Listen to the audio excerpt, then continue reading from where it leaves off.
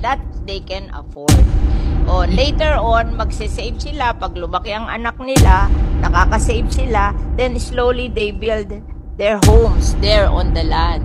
But ang sinasabi ko, don't deprive them of the land because you want to build condominium. Yes, Mr. President. For the condominium. Opo, gaya ng nabanggit ko po kanina sa Good Gentlewoman, ang konsepto po ng department sa 4PH and with government guarantee ay yung mismong informal settlers na nandun sa isang lupa. Sila ko qualify.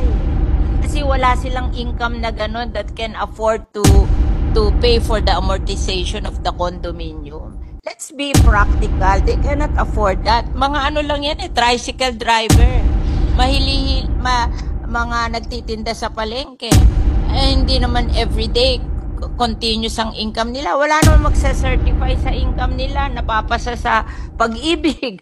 Alam mo kung mag-process sa pag-ibig, there should be a certification of your income. Who will certify for the tricycle driver and the nagtitinda sa palengke? Mr. President. Kami rin, nagpo-process kami sa pag-ibig.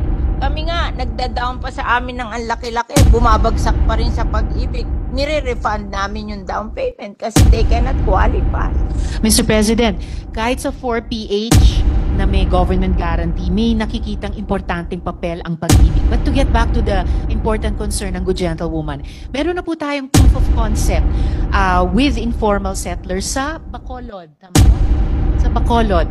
So, I hear what the Good Gentlewoman is saying, yung problema sa Las Piñas. When there are no homeless or poor people there.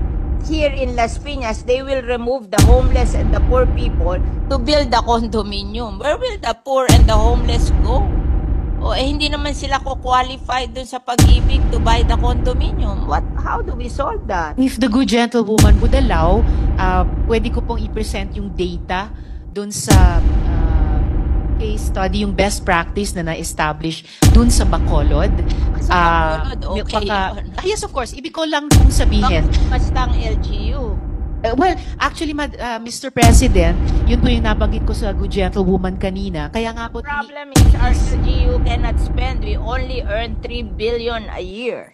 Yes, Mr. President. 55% will go to...